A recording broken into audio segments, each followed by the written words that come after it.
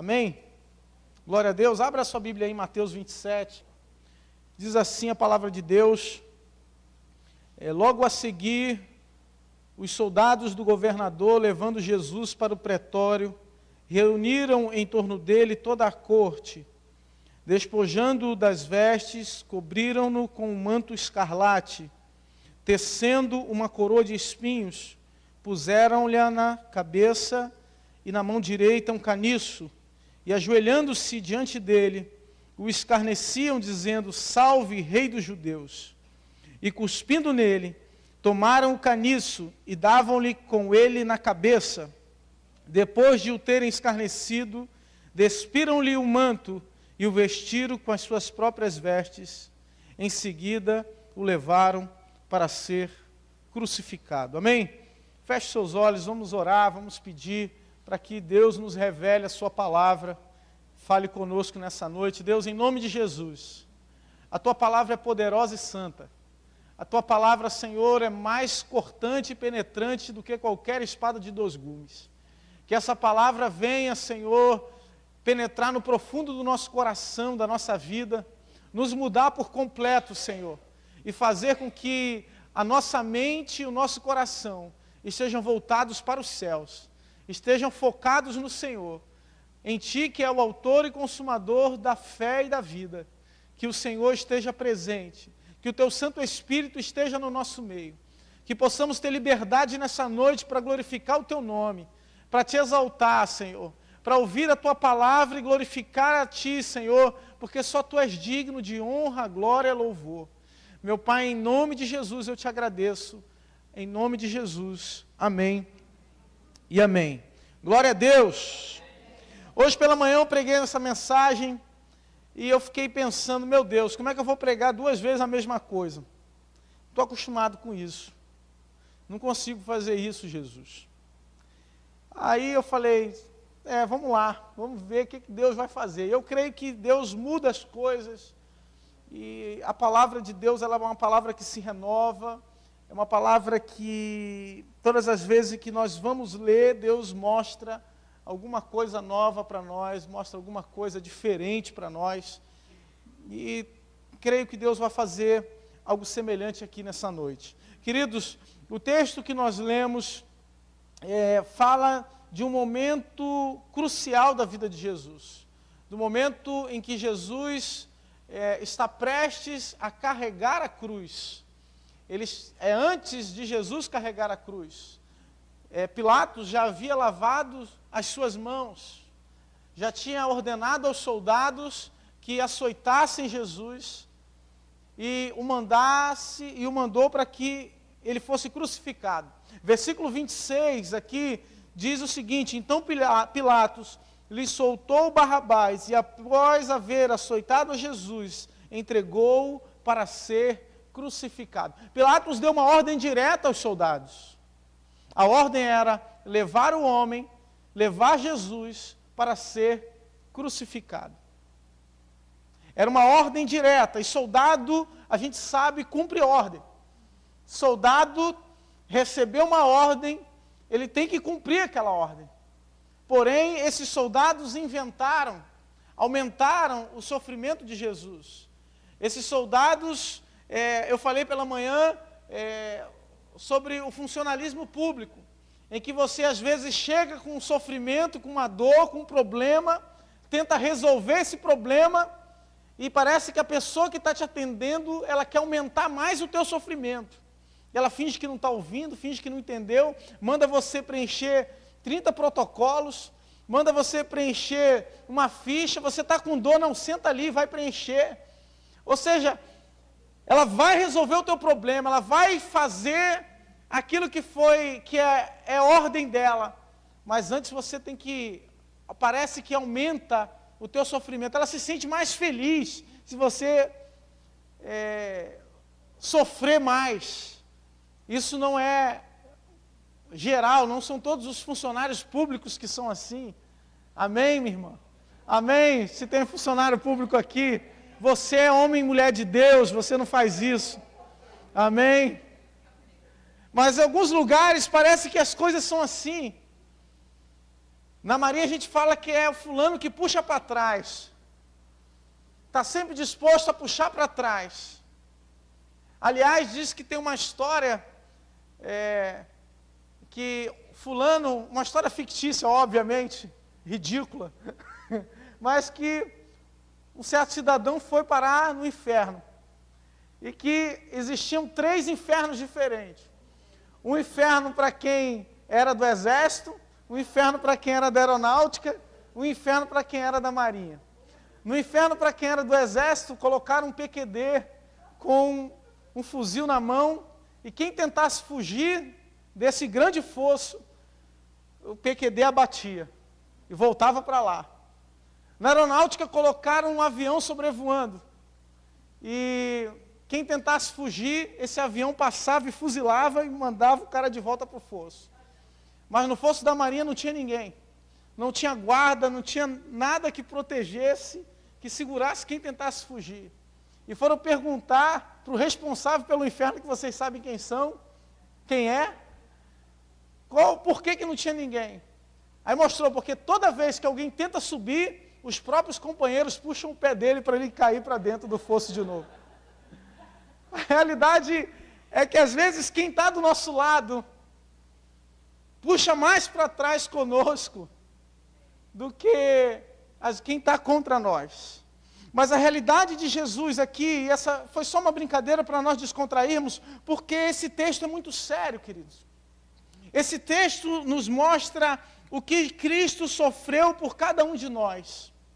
Mostra todo o sofrimento do nosso Jesus para poder assumir a cruz do Calvário. Quem é que esteve aqui hoje pela manhã? Levanta a sua mão. Olha aqui, poucas pessoas. Jesus havia sido condenado por Pilatos, e como eu falei, a ordem era crucificá-lo.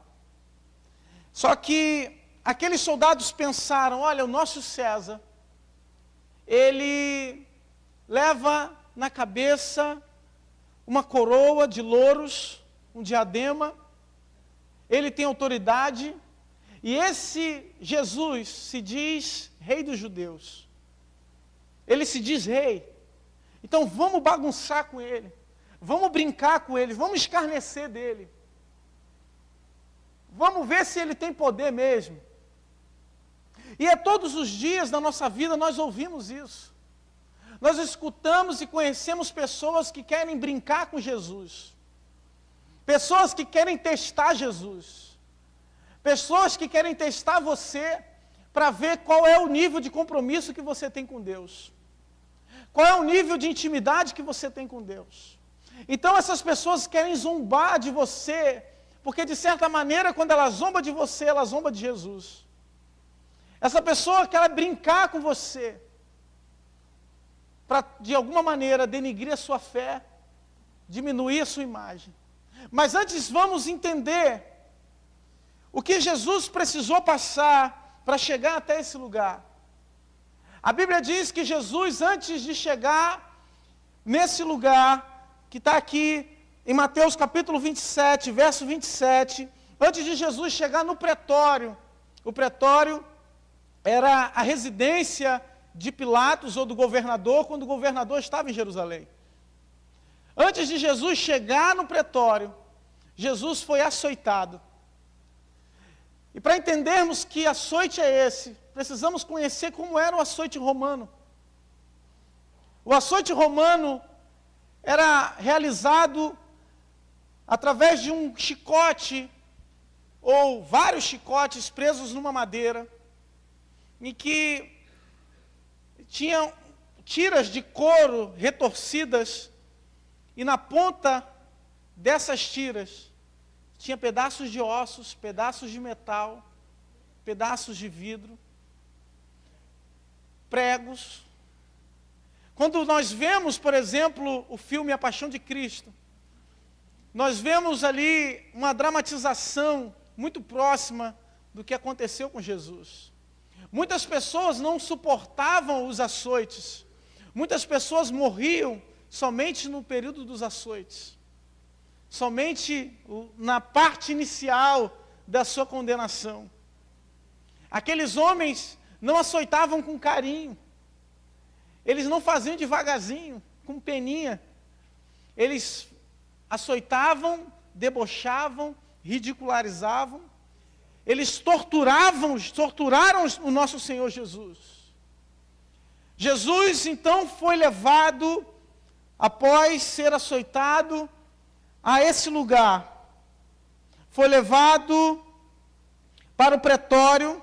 E a Bíblia diz que reuniram em torno dele toda a corte de Pilatos. E a corte era ali a guarda pretoriana, ou era a guarda, a força de elite, a tropa especial para guardar o governador, que consistia em torno de 600 soldados. Esses homens se reuniram em torno de Jesus e começaram a brincar com Jesus. Começaram a debochar de Jesus. Colocaram sobre ele uma coroa de espinhos.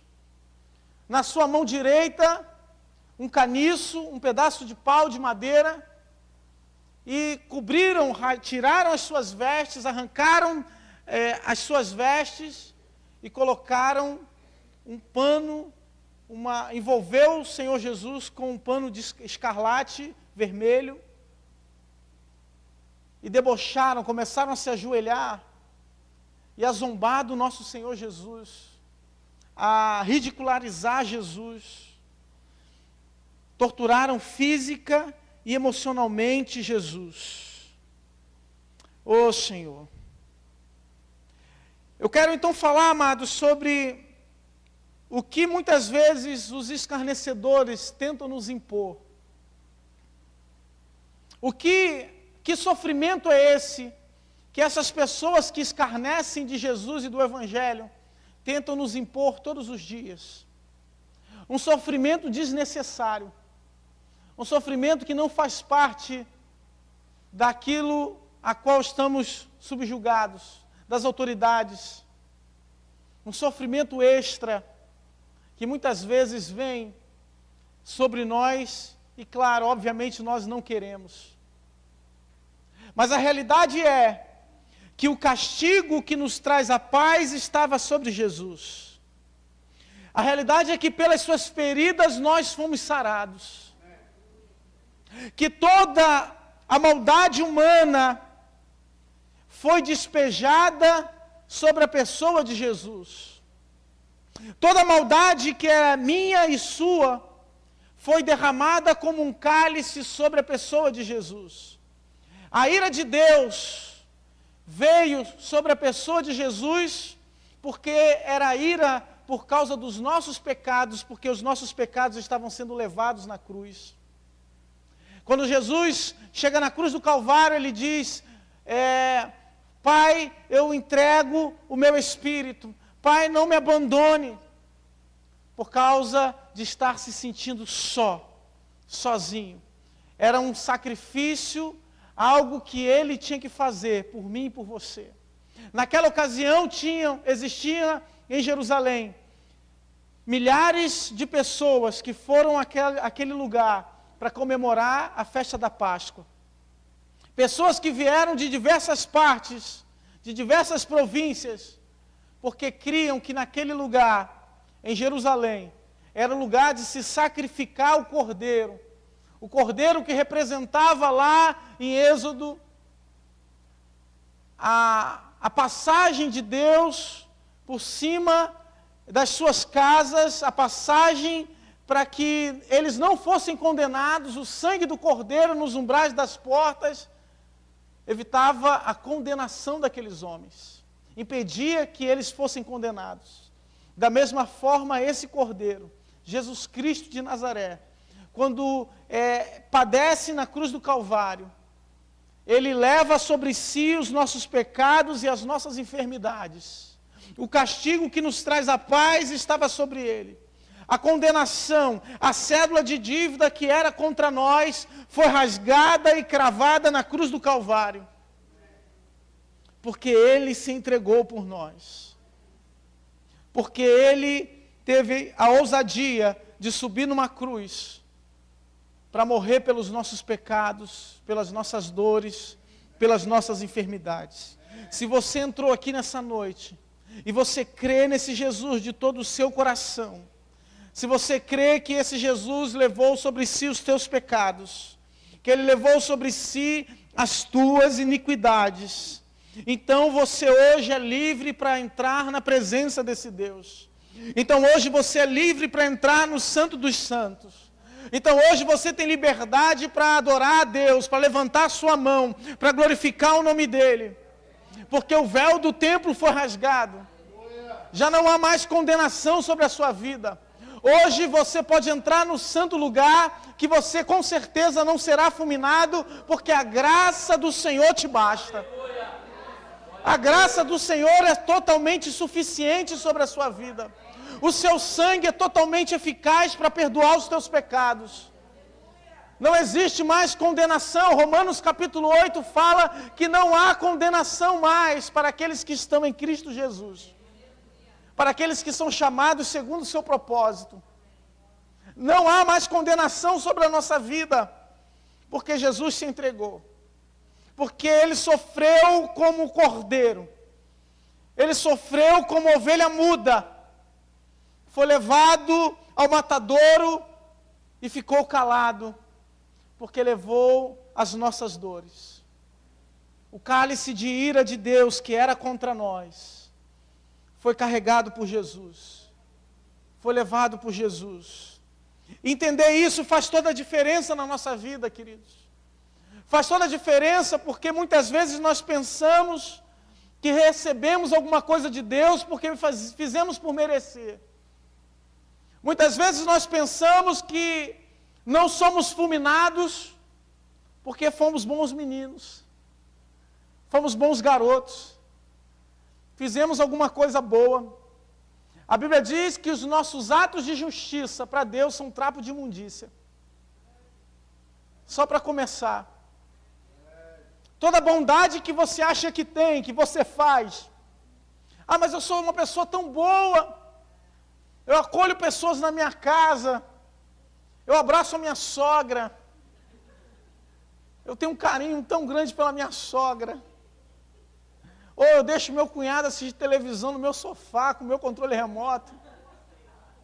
Jesus amado. Por mais que você seja uma pessoa boa, os teus atos de justiça não passam de trapos de imundícia para Deus.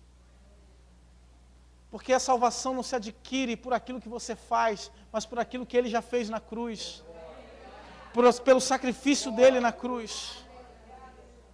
Os escarnecedores vão tentar impor sobre você uma coroa de espinhos. Vão tentar controlar a sua cabeça. Vão tentar controlar a sua mente. Aquilo que você pensa. Aquilo que é analisado por você. O seu conhecimento, a sua cosmovisão, a sua visão de mundo, a sua visão de Deus, a sua visão das coisas sobrenaturais. Todos os dias a nossa realidade vai bater a nossa porta dizendo que não é para a gente ter fé. A realidade vai bater a nossa porta dizendo, não, para com esse negócio de fé, de sobrenatural. Para de crer. E quando nós paramos de ter fé, quando nós paramos de crer, nós estamos aceitando a coroa de espinhos. Nós estamos aceitando espinhos em torno de 5 centímetros, furando a nossa cabeça. Jesus já sofreu isso por nós. Jesus já enfrentou isso por você. Toda a dominação das trevas, toda a opressão do inferno, já foi jogado por terra na autoridade do nome de Jesus. Satanás tenta nos oprimir, o mundo tenta nos comprimir, a pressão em cima dos jovens para fazê-los pecar, para fazê-los negligenciar a palavra, para fazê-los perder um compromisso com Deus, de serem levados para um oba-obo. A pressão em cima dos mais velhos, para poder serem levados à ira, para serem levados a tomar atitudes que não tomariam numa situação comum. Atitude de sair do carro, brigar com talvez um outro crente em Cristo Jesus, porque tomou uma fechada no trânsito. Atitude de repente brigar com o vizinho porque ficou com o som mais alto ligado até tarde. Opressão faz com que nós tomemos atitudes drásticas. Jesus enfrentou isso calado. E muitas vezes nós queremos ser donos da justiça de Deus. Em muitos momentos nós queremos assumir a justiça de Deus e fazer justiça com as nossas próprias mãos. Fez em mim, vou fazer também. Me bateu, vou bater 2 vezes na cara daquela sem vergonha, daquela sirigaita. Às vezes nós queremos assumir o lugar de Deus para resolver os problemas. Problemas que são nossos, nós não resolvemos. Aquilo que é responsabilidade nossa, nós não fazemos. Mas queremos fazer a responsabilidade de Deus. Assumir coisas que não nos competem. Assumir responsabilidades que estão fora da nossa capacidade. A gente não tem capacidade de mudar coração, amado. Você não pode mudar o coração do outro. Você não pode mudar a postura do próximo. Você só pode mudar a si mesmo. Nós só podemos mudar a nós mesmos. Não podemos mudar o nosso marido, a nossa esposa, os nossos filhos. Nós só podemos mudar o nosso coração. Jesus enfrentou a humilhação, a dor. E todos os dias nós somos atacados e sofremos, levamos pedradas. Mas graças a Deus que existe um Cristo que sofreu tudo por nós e pode nos ajudar em nossa fraqueza. Não existe dor, não existe luta, não existe pranto, choro que Jesus não possa ajudar. Porque Ele como filho, Ele como servo, enfrentou tudo sem ter motivo. Sofreu tudo sendo santo, por amor a cada um de nós. Ele sofreu. Aleluia, Jesus. Aleluia, Senhor. Uma coroa de espinhos. Colocaram sobre Jesus e deram para ele uma vara. Uma vara que representa a autoridade de um rei. A vara que representa um cetro que o rei determina, que manda, e as pessoas obedecem por causa da sua autoridade. Todos os dias vão questionar a sua autoridade no mundo espiritual. Os escarnecedores vão tentar zombar da sua autoridade espiritual, da sua autoridade diante de Deus. Conheci um irmão, servo de Deus, que certa vez fizeram uma pegadinha com ele no trabalho. Os amigos colocaram uma garrafa, um copo de cerveja perto de onde ele trabalhava e tiraram uma foto. E ficaram brincando, zombando com ele para tentar ridicularizar, para tentar diminuir a autoridade dele. Mas a sua autoridade não é concedida por homens. A sua autoridade não é concedida por alguém que assinou um papel e te constituiu num cargo público, num cargo qualquer, ou que te elegeu alguma coisa. A sua autoridade é concedida pelo Deus Todo-Poderoso. A sua autoridade é concedida por aquele que quando fala tudo acontece. Aquele que quando falou uma só vez e fez com que a terra se formasse. A sua autoridade é concedida pelo Espírito Santo de Deus, que testifica em cada coração, que fala e que chama cada um com um propósito individual. A sua autoridade é constituída por esse mesmo Espírito, que te constitui como profeta, como pastor, como homem de Deus, como mulher de Deus. Por isso que quando você fala na autoridade do Espírito, o inferno estremece. Quando você se levanta na autoridade do Espírito Santo de Deus para orar, o inferno fica abalado, os demônios têm que sair em retirada, porque maior é aquele que está em você do que aquele que está no mundo. Maior é a autoridade que está sobre a sua vida do que a autoridade que está nas mãos e nas chaves do inferno. Oh Deus! Existe autoridade sobre a sua vida. E porque muitas vezes nós não cremos nessa autoridade.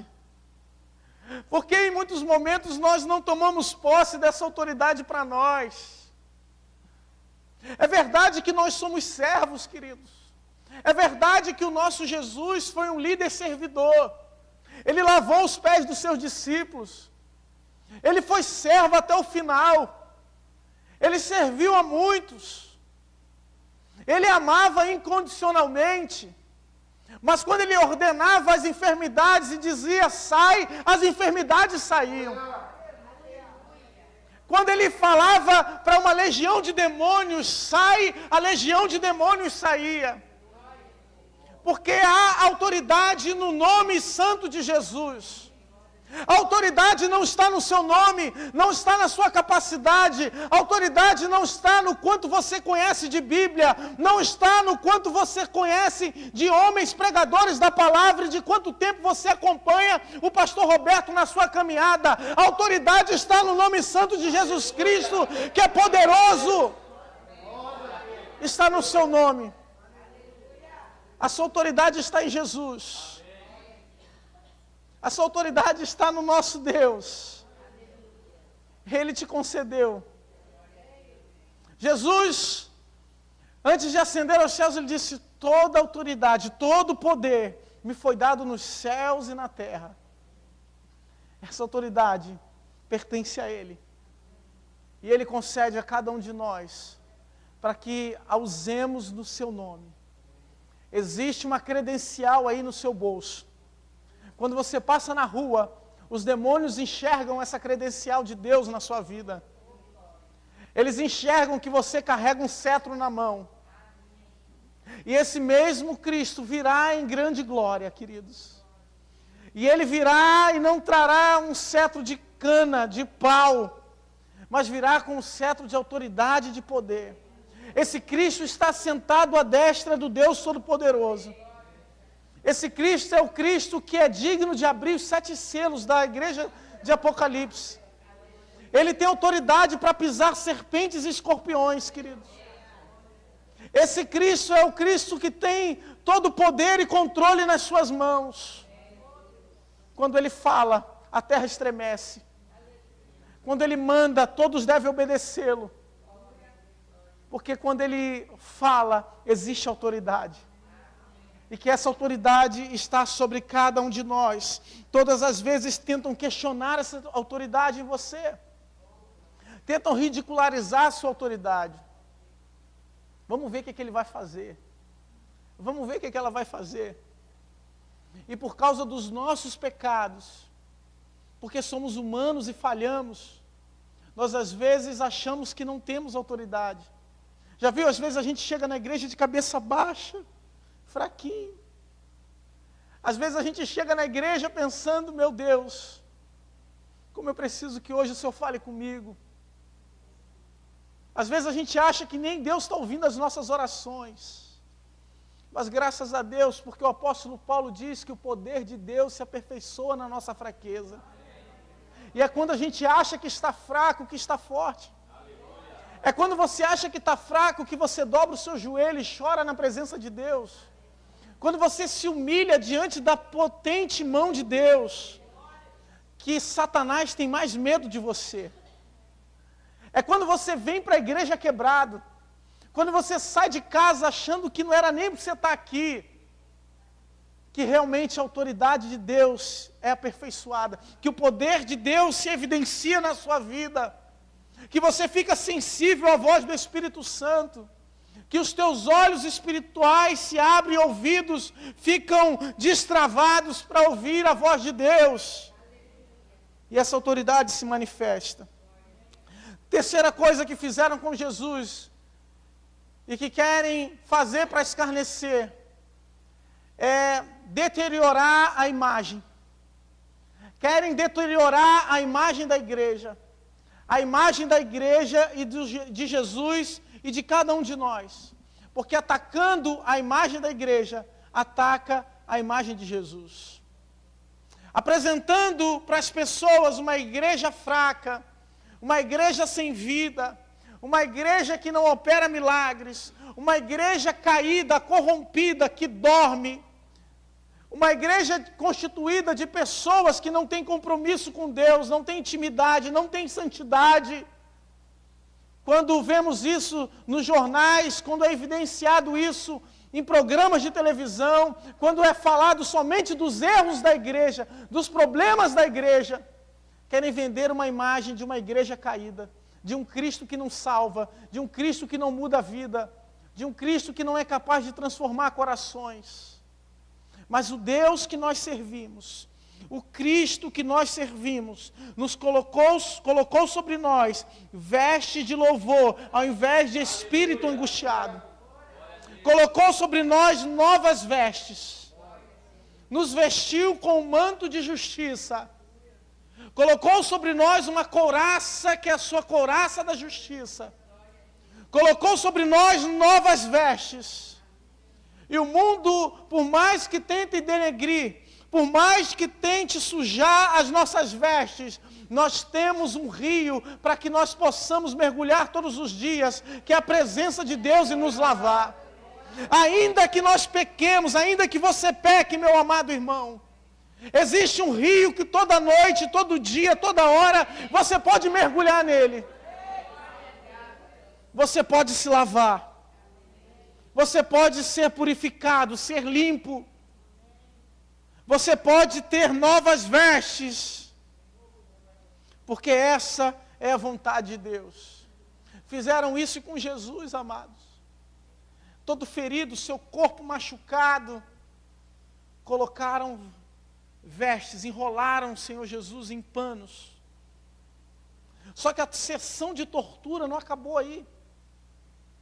A sessão de tortura continuou.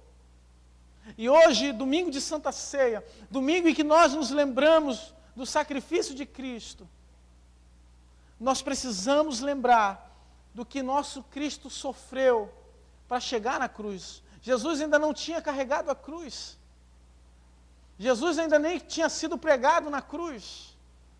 Mas sofreu afrontas físicas e emocionais para nos resgatar, para nos comprar. A Bíblia então diz, queridos, que depois disso, depois de zombarem de Jesus, eu fico imaginando a cabeça de Jesus nesse momento. Aqueles homens ridículos, patéticos, se dobrando, fingindo adorar Jesus. E Jesus só pensando, se eles soubessem que eu poderia agora dar ordem aos meus anjos e vir uma milícia de anjos aqui me tirar dessa situação.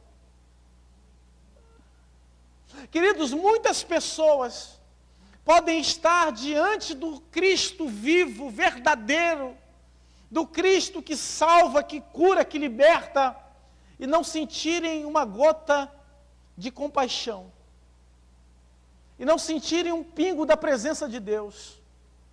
Muitas pessoas podem estar até mesmo dobradas com seus joelhos diante do Cristo verdadeiro e não estarem com o coração nele.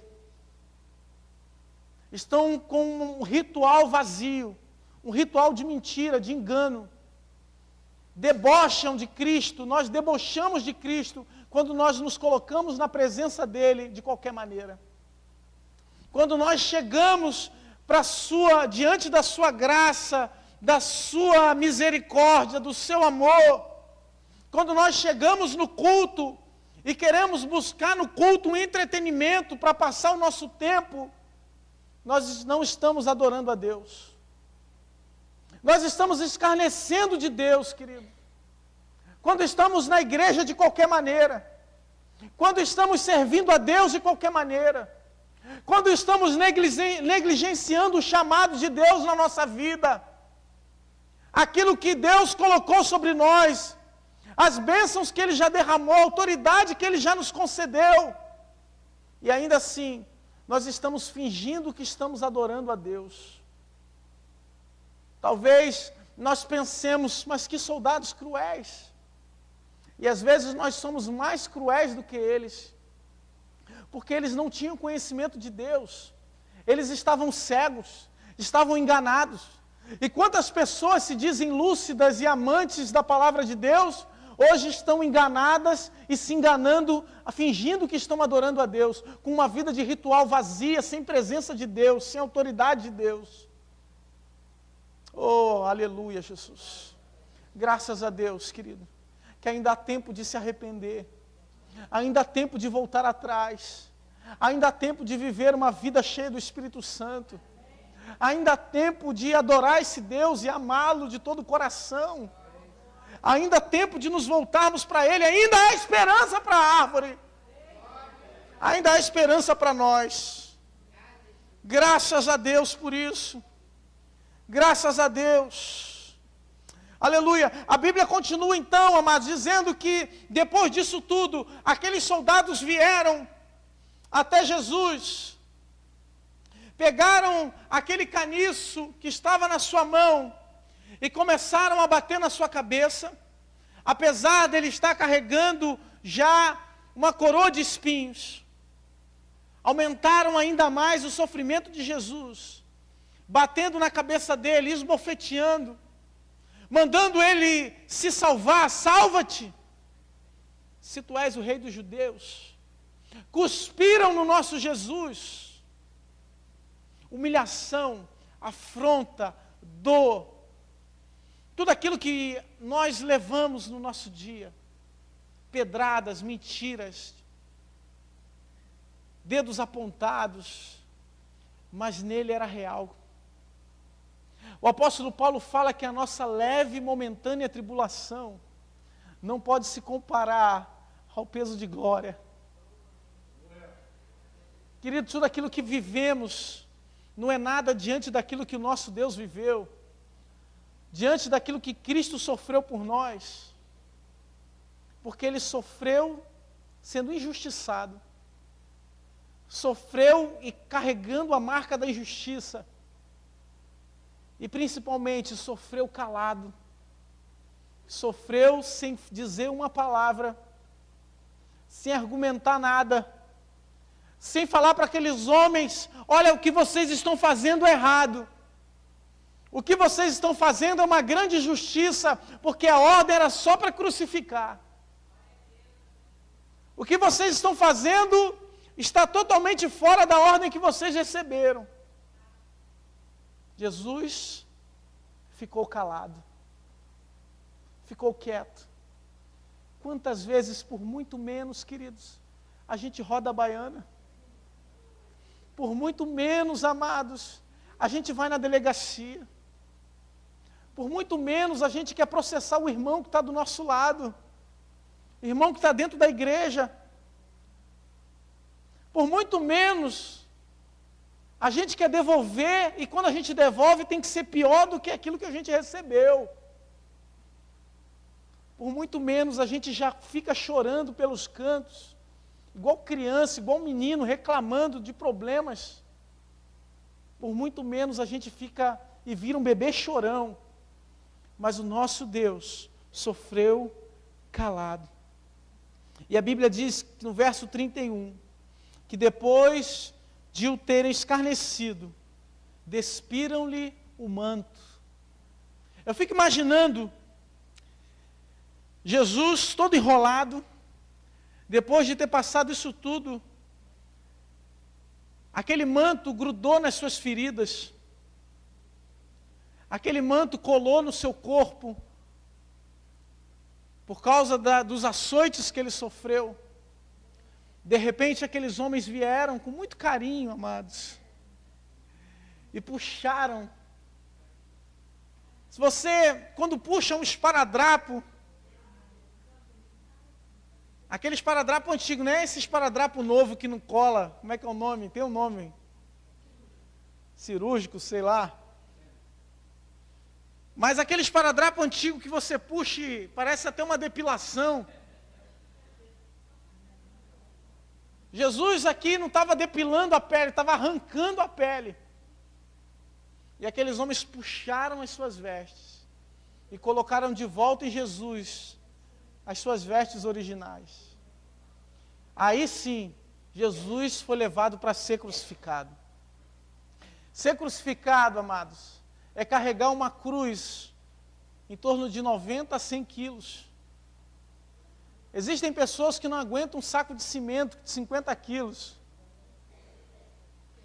Uma cruz pesava 90 quilos, podia chegar a 100, a cruz de um homem adulto. Era impossível, depois de tudo isso que Jesus sofreu, carregar aquela cruz. Não é à toa que a Bíblia diz que eles pegam um homem, e esse homem sirineu ajuda Jesus e leva a cruz por um trajeto, por um espaço de tempo que Jesus não aguentava, não tinha forças.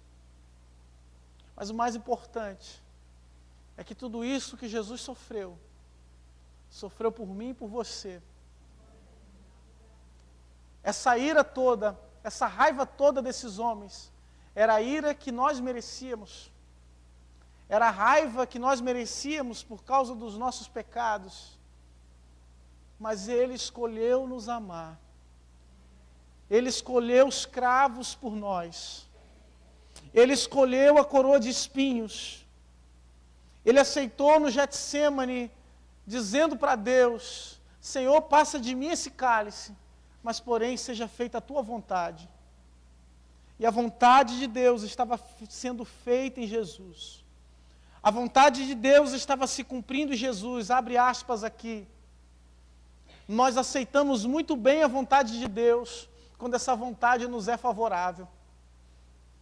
Nós aceitamos muito bem a vontade de Deus quando a vontade de Deus é que a gente prospere. Quando a vontade de Deus é que a gente tenha saúde. Quando a vontade de Deus é que a gente esteja feliz, contente. Mas em algum momento, se a vontade de Deus é que a gente sofra um pouquinho para que o nome dele se engrandeça, a gente começa a falar: meu Deus, está doendo demais o Evangelho. Essa palavra está me levando para um lugar muito ruim. Não quero isso não, Jesus. Vou mudar de igreja. Eu acho que a culpa é desse ministério. A culpa eu acho que é desses irmãos aqui que não estão buscando direito. Às vezes nós achamos que Evangelho é um mar de rosas. E muitas pessoas chegaram ao Evangelho assim. A culpa não é sua, querido. Você chegou no Evangelho e você ouviu Jesus Cristo é a solução. E você pensou que a solução é a solução só dos teus problemas. E se esqueceu que a solução de Jesus é a solução para o problema da humanidade. Que é o problema do pecado. Que é o problema de não temer a Deus. Que é o problema de não ter reverência diante de Deus. Essa é a solução de Jesus para você. A solução de te reconciliar com o Pai. De te dar livre acesso à presença de Deus. Talvez hoje você tenha entrado aqui chorando. Mas o mais importante não é isso. O mais importante é que se você orar, Deus te ouve. Talvez hoje você entrou aqui com problemas, com lutas. Mas se você falar com Deus, Deus vai te ouvir, querido. Deus vai escutar o teu clamor. Existe paz no teu coração. Você tem certeza da sua salvação. Tem certeza de que Cristo levou os seus pecados. Oh, aleluia, Jesus. Aleluia. Isaías capítulo 53. Isaías capítulo 53, verso 7, aqui eu encerro. Diz assim: Ele foi oprimido e humilhado, mas não abriu a boca. Como cordeiro foi levado ao matadouro, e como ovelha muda perante os seus tosqueadores, ele não abriu a boca. Ele ficou mudo por você. Ele ficou calado por você. E sabe por que ele ficou calado? Porque ele tinha certeza daquilo que Deus queria. Talvez seja o momento de você se calar um pouquinho. Talvez seja o momento de você deixar Deus falar por você. Talvez seja o momento de você dar oportunidade para o Espírito Santo usar o teu sofrimento, a tua dor, para edificar outras vidas. A oportunidade de você deixar Deus falar através da tua luta. Talvez você inspire outras pessoas. Ah, pastor, mas eu não quero isso para a minha vida, não. Senhor, eis-me aqui, usa o meu irmão ali. Não precisa me usar, não, Deus, nesse sentido aí, não precisa, não. Mas Deus não dá aprovação que você não possa suportar, querido. O que você está passando é porque Deus sabe que você suporta. Deus sabe que você aguenta. Deus sabe que você pode ficar quietinho no seu canto. Talvez essa mensagem não seja uma mensagem agradável. Não seja uma mensagem que arrebate multidões, nem que encha auditórios.